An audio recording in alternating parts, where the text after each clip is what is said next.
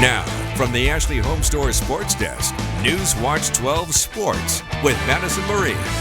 It's been 4 years since SOU won 3 games in a row, but that came to a head on Saturday when the Raiders dominated against Montana State Northern on the road. The Raiders left the state of Montana for the regular season 2-1. SOU held the Lights to just 69 yards of offense in their 42-13 blowout. Meanwhile, the Raiders racked up 419 yards, 156, which Moku Noah found on 6 receptions. The win set up a big matchup for next week when the Raiders face the 6th-ranked Carroll at Raider Stadium.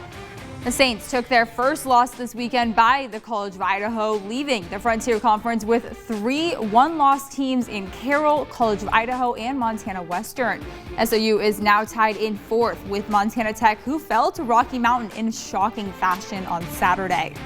The Ducks were looking to bounce back this week by relying heavily on the ground game to defeat Washington State. KZI's Nick Orsini has more. Duck fans wanted to see their team respond following a crushing defeat to Washington a week ago. Well, it took a little time. The 9th-ranked Oregon Ducks offense was a little slow to start, but 21 points in the second half was enough to improve to 6-1 following a 38-24 victory over Washington State. Yeah, I think they came out and they took a team's best punch. You know, Washington played hard. Washington State played really hard today too, and they had some big moments within that game. I don't think our guys ever got rattled. They stayed focused in the moment, and that's really what playing great football is about, is being one-play focused.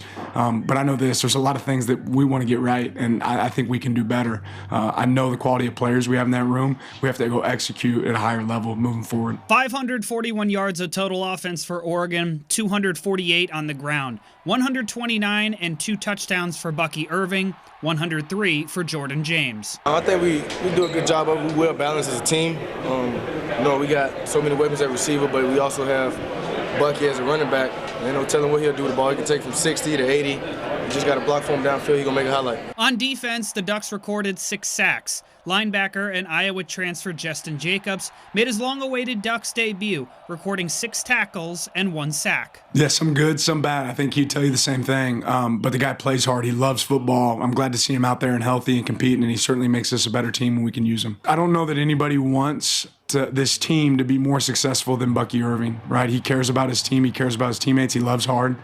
This guy, I won't go into detail about his backstory, but the adversity that this guy's faced, for him to be the remarkable young man that he is really impressive. And, I have 3 sons. I hope my sons can grow up and be like Bucky Irving. So the Ducks are now bowl eligible for the 7th year in a row. They moved to 6-1 on the season. And next week, they're on the road against Utah, a 12:30 kickoff in Salt Lake City. Weekends are always packed with football, but also volleyball and preseason basketball. Let's see how SOU and Oregon Tech volleyball handled their weekend matchups. Southern Oregon had a clean sweep this weekend against Lewis Clark State and Walla Walla. Saturday's matchup against the Wolves marked the Raiders' 6th consecutive win and the 4th straight sweep. The Raiders still have never dropped a set to the Wolves in 16 all-time matchups. As for the Lady Owls, Oregon Tech capped off their Friday night with a clean game against Walla Walla, but fell to Lewis Clark State on Saturday in 4 sets. Tech now sits at 10-14 overall with 5 games remaining in the regular season.